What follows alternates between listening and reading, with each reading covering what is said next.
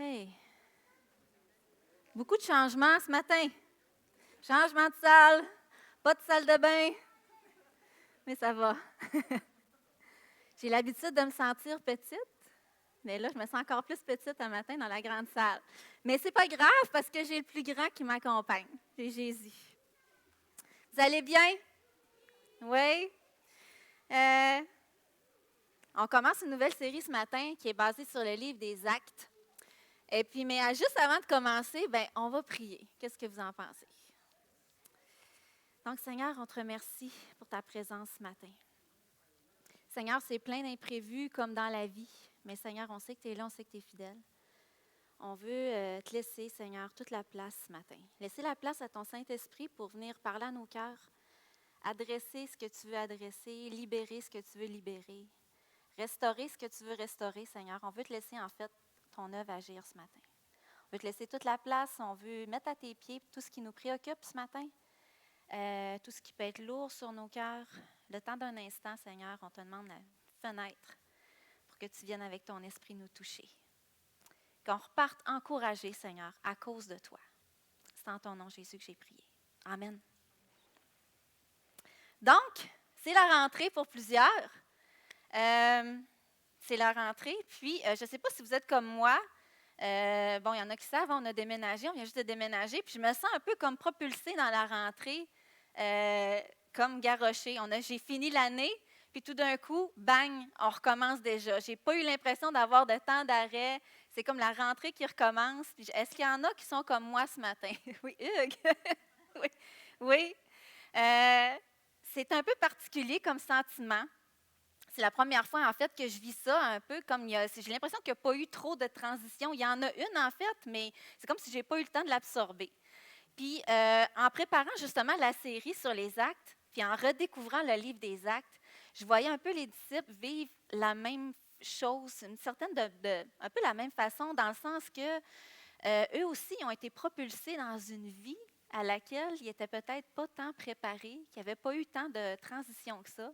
Puis, ils ont été propulsés dans cette vie-là où ils n'ont pas eu le choix de s'adapter puis d'apprendre, en fait, tout ce qui se présentait devant eux. Puis quand je pensais à la série, à cette série-là que Dieu a mis sur mon cœur, ça fait quand même plusieurs temps. C'est ça, ce que j'avais à cœur, c'était de redécouvrir en fait le cœur en fait de Dieu pour l'Église. Le livre des Actes, en fait, pourquoi Actes 20-24? C'est qu'on croit, puis je crois, que le livre des Actes continue de s'écrire encore aujourd'hui. Pourquoi? Parce que le livre des Actes raconte en fait les œuvres de Jésus après son départ. On sait que c'est l'apôtre Luc, en fait, qui a écrit le livre des Actes, mais juste avant, il a écrit aussi l'évangile de Luc qu'on connaît. Il adresse ça à un certain Théophile, puis on le voit là au début du livre des Actes. Puis, son but à Luc, en fait, c'est de raconter le plus fidèlement possible les événements qui sont produits avec Jésus, les œuvres qu'il a faites, ses miracles, puis de raconter un peu les preuves de sa résurrection, de sa mort, de sa résurrection. Puis, au travers de ça, on découvre, en fait, des hommes et des femmes comme nous qui ont fait face, qui ont été, en fait, percutés par les œuvres, justement, du Saint-Esprit. On appelle ça les actes des apôtres, mais on aurait pu appeler ça aussi les actes du Saint-Esprit. Parce qu'en fait, le thème principal du livre des actes, c'est le Saint-Esprit. On pourrait même dire que c'est le personnage principal du livre des actes. Comme je disais tantôt, les évangiles vont raconter l'évangile de Luc, surtout les œuvres de Jésus avant son ascension, puis les actes, c'est son œuvre après son ascension. C'est pour ça qu'on découvre en fait la personne du Saint-Esprit, parce que Jésus n'est plus là. Jésus est au ciel, mais il continue d'agir au travers des croyants, au travers de l'Église. Puis c'est ce qu'on découvre aussi au travers du livre des Actes. À chaque chapitre, ça pourrait être un TV show. C'est digne d'un TV show. Il y a des rebondissements. Ils vivent toutes sortes de choses. Puis, c'est extraordinaire. Mais mon angle dans lequel que je vais aborder la série, ça ne sera pas tant par chapitre, mais ça va être par thème. Puis, à travers les actions du Saint-Esprit, on voit justement, je l'ai dit tout à l'heure, des hommes, des femmes ordinaires comme nous. C'est ça qui est touchant. C'est ça qui est émerveillant de voir comment est-ce que Dieu a agi au travers d'hommes et de femmes comme nous, remplis de peur, remplis de faiblesse, rempli de contradictions, rempli de souffrances, des fois d'incapacité, dans un contexte pas facile non plus de persécution. Est-ce que vous croyez que les actes continuent aujourd'hui? Encore. Amen. Dans Actes, on assiste à la vie des premiers disciples, des premiers croyants, un coup que Jésus est parti. On assiste aussi au début de l'Église, les débuts de l'Église primitive, du développement, de sa formation. Qu'est-ce qui caractérisait l'Église du début? Qu'est-ce qui était mis de l'avant? C'était quoi, sur quoi on mettait le focus? Puis c'est intéressant parce que c'est pas tant, on découvre pas tant qu'il y a une forme particulière, qu'il y a un type de louange particulier, qu'il y a un style, qu'il y a une grosseur. On focus beaucoup sur le contenu, qu'est-ce qui est important que les gens saisissent, ce qui est important que les gens comprennent.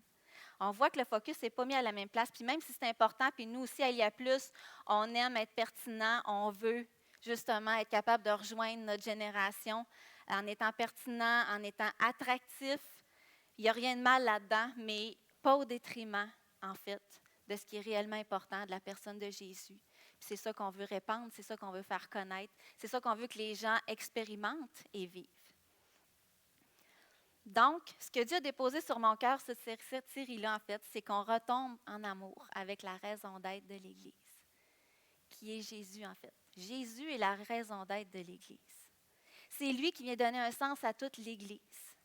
Puis l'apôtre Paul va le dire, que ce soit dans 1 Corinthiens ou dans Colossiens, il va exprimer un peu l'image de l'Église en termes de corps. Il va parler que Jésus est la tête, puis le corps, c'est nous, les membres, qui formons l'Église universelle avec un grand E. Mais on voit aussi dans Actes des églises physiques prendre forme. Il y a des églises physiques qui prennent forme. Différents styles, différentes grosseurs. On voit déjà dans les lettres de Paul, quand il adresse à ses lettres, il y a des mini-églises maisons, puis il y a des méga-churches. Il y a toutes sortes d'églises. Puis c'est bien qu'il y ait beaucoup d'églises, c'est bien qu'il y ait beaucoup de styles d'églises pour rejoindre un maximum de personnes, des personnes différentes. On a des gens à rejoindre, puis on ne doit pas être limité. Au contraire, je trouve que ça exprime la créativité de Dieu, les couleurs de Dieu, la beauté de Dieu au travers de toutes ces différences-là. Donc, je veux qu'on redécouvre la valeur de l'Église au travers de cette série-là. On découvre le cœur de Dieu au travers du livre des Actes, le cœur de Dieu pour l'Église. C'est quoi le but de l'Église? C'est quoi sa raison d'être? C'est-tu encore pertinent aujourd'hui, l'Église? Si on est honnête, on a tous été blessés par l'Église. Pourquoi? Parce que l'Église, c'est quoi en fait? C'est les gens. Chaque personne est une portion d'Église. Qu'on soit ici, qu'on soit ailleurs, mais on est l'Église. Puis on a tous été blessés par des personnes dans l'Église, sans exception. On a tous été déçus par l'Église. Il y a des attentes des fois qu'on a été déçus, qui étaient différentes de ce qu'on pensait. Mais en même temps, si on est honnête, c'est là aussi on a le plus grandi. C'est là aussi on a été le plus transformé. Donc, il y a ces deux aspects-là de l'Église, puis qui est plein de contradictions. Puis nous-mêmes, on est plein de contradictions. On dit qu'on aime l'Église, mais des fois, on entend, mais j'ai pas besoin de l'Église. Mais j'aime l'Église, mais j'ai pas besoin de l'Église. Puis en pandémie, c'était fascinant de voir les chrétiens se lever. Ah! Ils ferment nos églises! C'est terrible. On revendique nos droits et libertés. Ils nous empêchent c'est un besoin fondamental. Quand la pandémie ferme, les églises ouvrent. Il y a une statistique, en fait, qui est quand même réelle, que le taux d'assistance de l'Église n'a jamais été aussi bas. C'est quand même particulier, c'est plein de contradictions. On a une espèce de relation amour-haine avec l'Église. Puis c'est un peu le reflet de notre relation avec Dieu. Êtes-vous d'accord? Puis ce matin, je prie qu'on soit réconciliés avec l'image de l'Église. Que notre image de l'Église soit renouvelée. De c'est quoi réellement l'Église? C'était quoi le cœur de Dieu pour l'Église? Que l'Église, c'est encore l'idée de Dieu aujourd'hui. C'était l'idée du départ, mais c'est encore l'idée de Dieu aujourd'hui. C'est encore pertinent, l'Église aujourd'hui. Quand on voit les premiers disciples, c'est à la fois excitant puis traumatisant pour eux. Ils ont assisté à plein de choses. Pendant 3 ans, ils sont avec Jésus. Puis ça continue après. Mais ils ont vu Jésus rempli aussi d'espèces de contradictions où des fois, il va rendre silencieux des autorités, les autorités religieuses. Puis la fois d'après, Jésus, c'est lui qui est silencieux devant les fausses accusations. Les disciples devaient se dire, mais pourquoi il ne se défend pas? Il leur a cloué le bec sans cesse. Pourquoi que là, il reste silencieux? Ils ont vu Jésus ressusciter des morts, puis pourtant, ils l'ont vu mourir à la croix. Ils ont vu Jésus dans un tombeau, mais ils l'ont vu sortir du tombeau aussi. Fait qu'il y a à la fois, il y a cette dichotomie-là où il y a une tension, une genre d'opposition entre deux réalités. Comme s'il y a une partie de la terre qui est là, une partie du ciel, puis on goûte un peu des deux. On est en opposition aux deux. Des fois, les deux sont là. Puis on devient, tantôt on est inspiré, on est plein d'espoir, puis des fois on est découragé, on est déconcerté. Puis on n'est pas différent des premiers disciples. Nous aussi, tantôt, on est des fois encouragés, puis des fois on est découragé. Des fois on est inspiré. Des fois on est déconcerté aussi. Des fois on est plein d'espoir, des fois on est confus, on est rempli d'incertitude, de doute. Une fois, Jésus m'a guéri une jambe, mais il n'a pas empêché que mon fils se fasse opérer les hanches. Puis là, je me dis, mais pourquoi que tu ne le guéris pas lui, puis que moi? Tu comprends? Ce serait mieux. Des fois, Dieu répond à certaines prières, puis il semble pas répondre, en tout cas, à d'autres prières. Je dis, il semble. Mais il y a toutes sortes de choses comme ça qui se passent où des fois, on vient un peu comme confus. Comme les premiers disciples aussi. Mais ils ont quand même choisi, malgré toutes ces contradictions-là, malgré toutes ces oppositions-là qu'ils pouvaient vivre, de se mettre en action. Ils ont quand même choisi de saisir, puis de croire, puis de recevoir la promesse de Jésus, que Jésus allait leur donner. Cette promesse-là était pour eux, mais ce que je vais vous dire ce matin, c'est que cette promesse-là est pour nous aussi aujourd'hui. Cette promesse-là, c'est le Saint-Esprit qui nous donne la puissance de vivre puis d'avancer par la foi, malgré toutes les contradictions, les oppositions qu'on peut vivre.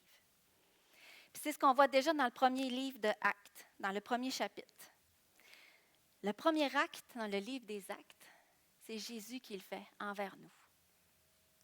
Il a acté sa promesse en nous envoyant le Saint-Esprit. C'est au cours de la série, c'est ça qu'on va voir. On va voir un peu les actes du Saint-Esprit, que le Saint-Esprit a fait au travers des hommes et des femmes. Puis on va voir ça au travers des actes d'unité, une semaine, acte de mission, acte de sagesse, acte de transformation, puis acte de courage. Mais ce qu'on voit, c'est que ce qui ressort de tout ça, c'est que ça ressemble à quoi finalement un homme et une femme remplis du Saint-Esprit dans l'Église aujourd'hui? À quoi ça ressemblait à l'époque? Mais à quoi ça doit ressembler aujourd'hui? Puis ce matin, on voit acte de promesse. Je viens de le mentionner. Premièrement, acte de promesse. Jésus a pris le temps avec ses disciples de leur annoncer à 3 reprises. Attendez, il y a quelque chose qui s'en vient pour vous. Attendez, attendez ma promesse. Dans Jean, chapitre 14, à partir du verset 15 à 18, ça dit, si vous m'aimez, vous obéirez à mes commandements. Et moi, je prierai le Père, et il vous donnera quelqu'un d'autre pour vous aider. Quelqu'un qui sera avec vous pour toujours. C'est l'Esprit de vérité. En effet, le monde ne peut pas le recevoir parce qu'il ne le voit pas et ne le connaît pas. Vous connaissez l'Esprit de vérité parce qu'il reste avec vous. Il habite en vous. Je ne vous laisserai pas orphelins, je reviendrai vers vous. Jésus est en train de dire, attendez.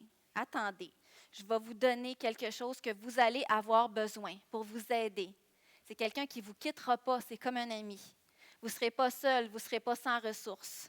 Vous ne resterez pas orphelin. Puis pourtant, combien de fois qu'on peut se sentir seul? Puis on sait que Dieu est là, mais combien de fois on se sent seul?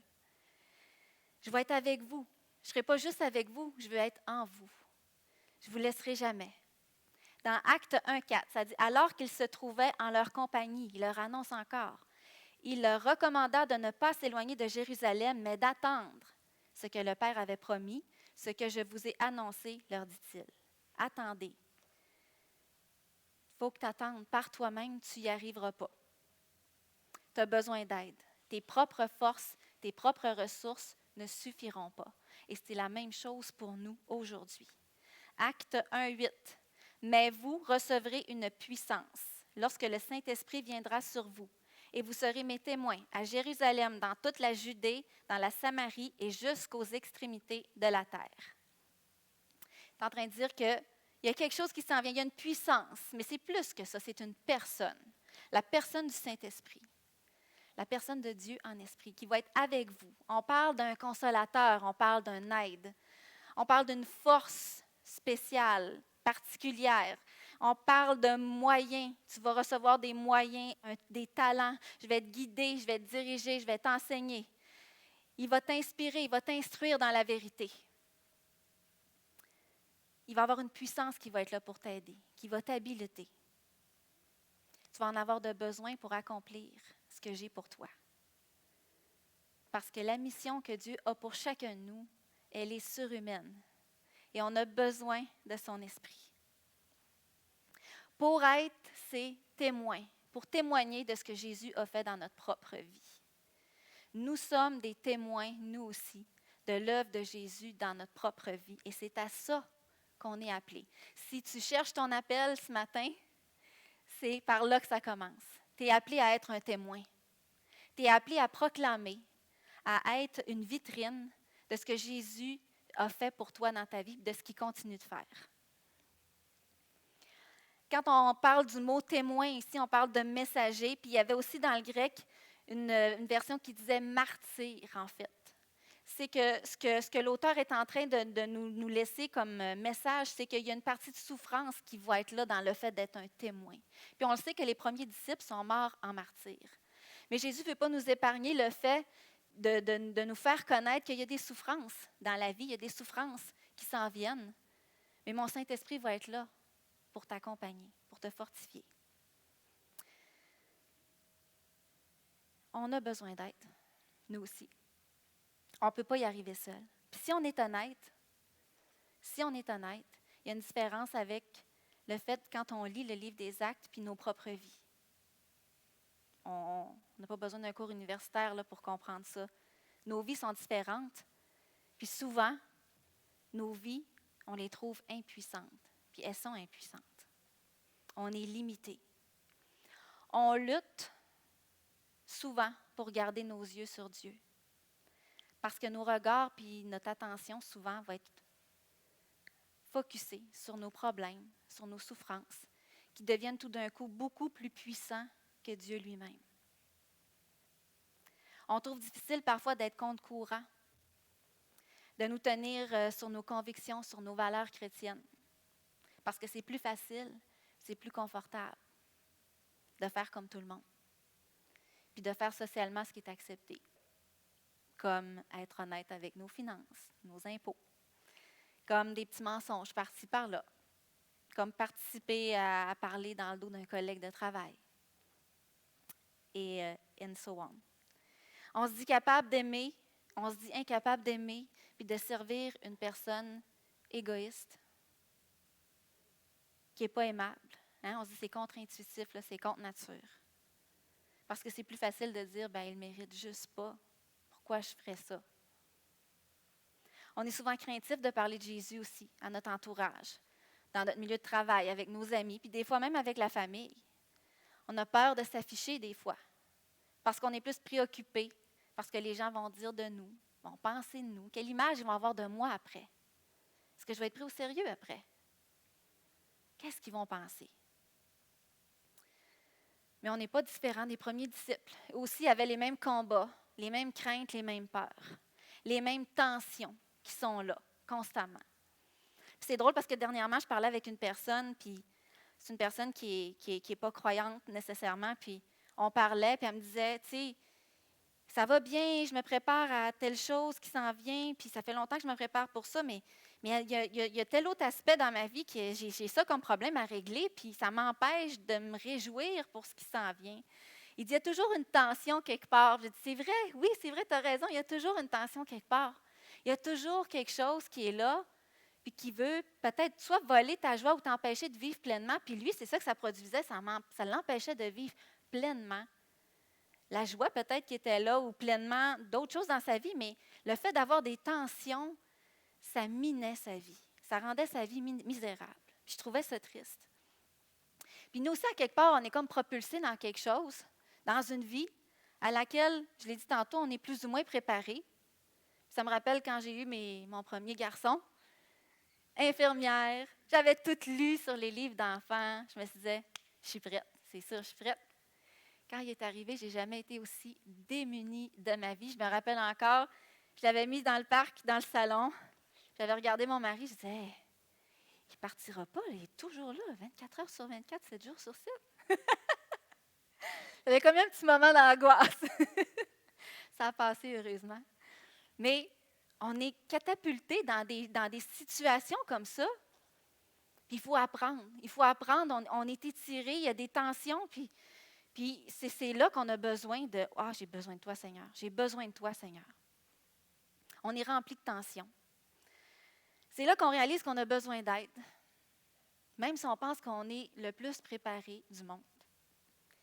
La vie que Dieu a pour nous, c'est impossible sans l'aide du Saint-Esprit.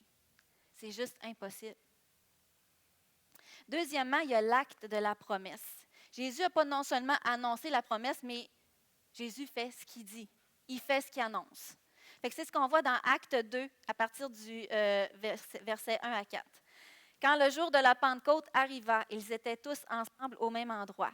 Tout à coup, il vint du ciel un bruit comme celui d'un vent violent qui remplit toute la maison où ils étaient assis. Des langues qui semblaient de feu leur apparurent, séparées les unes des autres, et elles se posèrent sur chacun d'eux. Ils furent tous, j'ai pas entendu, ils furent tous remplis du Saint-Esprit et se mirent à parler en d'autres langues comme l'Esprit leur donnait de s'exprimer. Ils étaient tous ensemble au même endroit. Ils étaient rassemblés. Ils étaient rassemblés. Qu'à quelque part, ça doit être important. Troisièmement, la promesse est pour toi et pour moi encore aujourd'hui. Elle est encore là disponible pour aujourd'hui parce que ce que j'ai dit, c'est que c'est impossible de vivre la vie que Dieu a pour nous sans l'aide du Saint-Esprit. C'est là qu'on passe d'un Pierre peureux qui a renié Jésus 3 fois, juste avant sa mort, à un Pierre qui se lève devant une foule remplie du Saint-Esprit, puis qui prêche, puis qu'il y a 3000 personnes qui donnent leur vie à Jésus ce matin-là. C'est là qu'on passe d'un Paul qui tuait des chrétiens à un Paul qui est prêt à se faire tuer pour la cause de Jésus. C'est là qu'on passe d'une petite Stéphanie, peureuse, qui a une phobie de parler en public, qui a juste hâte de finir l'école pour ne plus jamais faire d'exposé oral de sa vie, à une petite Stéphanie encore, qui implante une église puis qui prêche. C'est là qu'on voit des gens de Montréal, bien établis dans leur travail, dans leur ministère, tout quitter pour venir habiter au Saguenay. Il faut être rempli du Saint-Esprit pour ça. En juste 3 décennies après Jésus, il y a un petit groupe de peureux, un petit groupe de croyants incertains, cachés dans Jérusalem. Ils ont changé le monde. Ils ont changé littéralement le monde. Ils ont cru. Pourquoi? Parce qu'ils ont cru aux promesses de Dieu. Ils ont obéi, se sont mis en action. Ils ont aimé, ils ont servi les gens. Ils ont répandu la bonne nouvelle de Jésus, peu importe leur situation et leur contexte. Malgré la fatigue, malgré les doutes, malgré les peurs, malgré les incompréhensions, les tensions, le manque de ressources, les défis, les épreuves, les pertes. Mais ils ne l'ont pas fait avec leur propre force. Le Saint-Esprit était à l'œuvre en eux puis à travers eux. Puis la vérité, là, c'est qu'on ne sait pas comment vivre nos vies non plus. La vérité, c'est qu'on est rempli, nous aussi, de peur. La vérité, c'est que je ne sais pas comment être une bonne mère pour mes enfants. J'ai besoin d'aide. Je ne sais pas comment régler tel conflit des fois qui se présente avec une personne, de régler une situation au travail. Des fois, je ne sais pas comment être avec un collègue difficile. La vérité, des fois, c'est que je n'arrive pas à pardonner certaines personnes. J'ai besoin d'aide. La vérité, des fois, c'est que j'ai de la misère à saisir mon appel et à l'accomplir. Je sais même pas souvent comment prier pour des gens et des situations. J'ai besoin d'aide. Je ne sais pas comment faire face, des fois, pour aider mes propres enfants à faire face à leurs propres défis. J'ai besoin d'aide aussi. On peut des fois avoir toute la connaissance, des stratégies, aller chercher des outils, puis c'est merveilleux. On a plein de connaissances, on a plein de spécialistes, on a plein de choses à notre disposition aujourd'hui. On peut savoir le comment, mais l'appliquer, on a besoin d'aide. On a besoin de la puissance du Saint-Esprit. Le Saint-Esprit agit avec ceux qui décident d'agir. Il n'agit pas avec ceux qui n'agissent pas. C'est ce qu'on voit dans le livre des Actes. J'inviterai les musiciens à venir ici. Dans Joël 2, versets 28-29, c'est Pierre a cité ce passage-là quand le Saint-Esprit est venu sur eux, quand ils ont été baptisés du Saint-Esprit. Pour expliquer à la foule ce qui se passait. Là, ce que vous voyez, c'est ce qui avait été annoncé. Non seulement Jésus l'avait annoncé 3 fois, mais ça fait longtemps que c'est annoncé que Dieu allait envoyer son esprit sur toute chair. Dans Joël 2, 28-29, ça dit « Après cela, je répandrai mon esprit sur toute chair. Vos fils et vos filles prophétiseront. Vos vieillards auront des songes et vos jeunes gens des visions. Même sur les serviteurs et les servantes, dans ces jours-là, je répandrai mon esprit, de mon esprit. » Sur qui Dieu répand son esprit? Sur qui? Toute chair. Dieu ne fait pas de discrimination entre le sexe, entre l'âge, entre la classe sociale. Dieu veut répandre son esprit pour acter au travers nous, pour continuer ses œuvres. Parce que Dieu, il n'est pas mort, il est vivant. Pour que le monde le connaisse, le découvre. Le livre des Actes, c'est rempli des actes que Jésus continue de faire. C'est un rappel, en fait, que Jésus acte continuellement envers nous. Dieu a tellement aimé, Jean 3,16, Dieu a tellement aimé qu'il a acté. Il s'est mis en action. Il a donné son Fils. Il a manifesté quelque chose.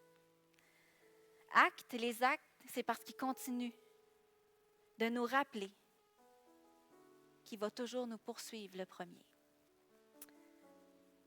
Qu'il nous a aimé le premier puis qu'il continue de nous aimer encore. Les actes, ça vient du mot action, même racine. Parce que les actions sont des preuves concrètes d'amour. On ne peut pas juste dire qu'on aime en parole. L'amour, ça ressemble à quelque chose, ça manifeste quelque chose, ça a une forme. On est capable de le voir. On est capable de le voir se manifester. Je veux revenir au premier verset dans Jean 14 qui dit « Si vous m'aimez, vous obéirez. » Si j'aime, ça va ressembler à quelque chose avec Dieu aussi.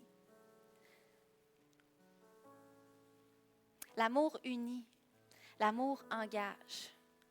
L'amour appris, elle donne, elle guérit, elle encourage. Elle voit le meilleur, elle croit le meilleur. Elle supporte, elle aide. En fait, les actes, c'est comme une déclaration d'amour continuelle de Dieu envers un monde qui ne l'aime pas. Les actes, c'est une lettre d'amour qui continue de s'écrire encore aujourd'hui par nos actes à nous aussi. Ça rappelle un monde hostile à Dieu puis contre Dieu, que Dieu les aime malgré tout. Que Dieu veut les sauver de leur perdition, de leur péché, leur donner une vie abondante puis une vie éternelle avec lui. Dieu nous appelle à acter ce que lui a acté en premier dans nos vies.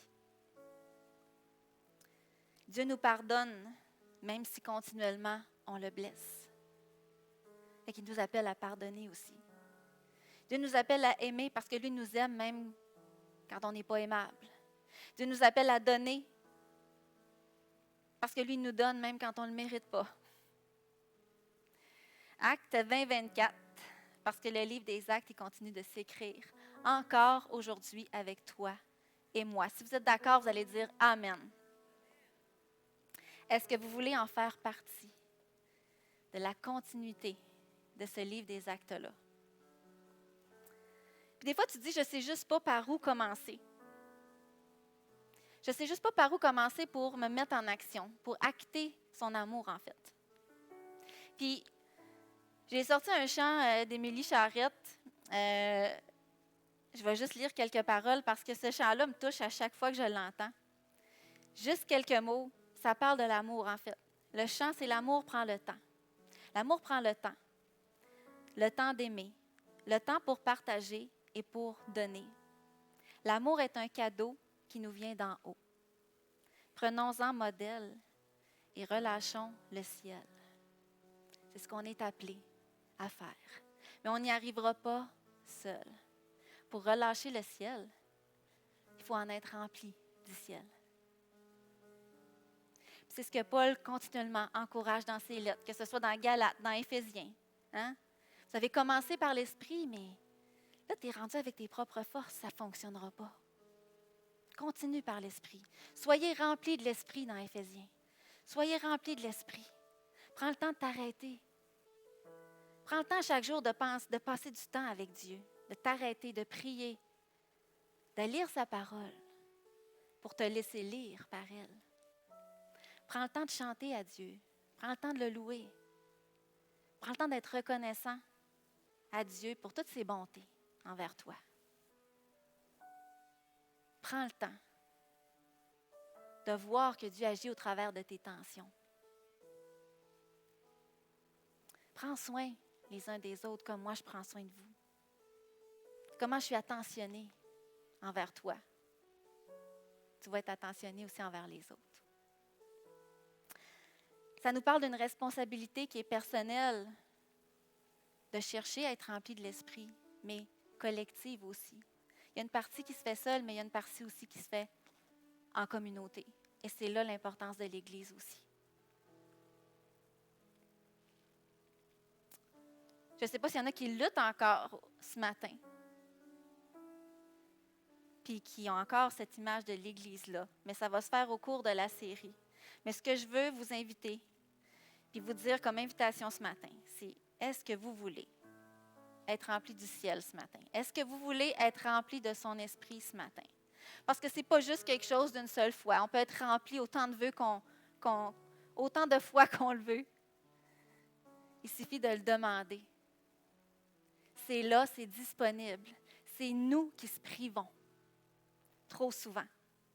Puis habituellement, je finis par une prière. Je prie pour vous, mais ce matin, ça va être différent. En fait, durant le dernier chant, je vais vous demander d'acter, en fait, votre désir de vouloir être rempli de l'Esprit ce matin. Fait que pour ceux qui veulent, je vais vous demander de vous mettre en action ce matin. Puis vous-même, vous allez prier durant le dernier chant pour être rempli du Saint-Esprit. Amen. Vous êtes d'accord avec ça? Amen.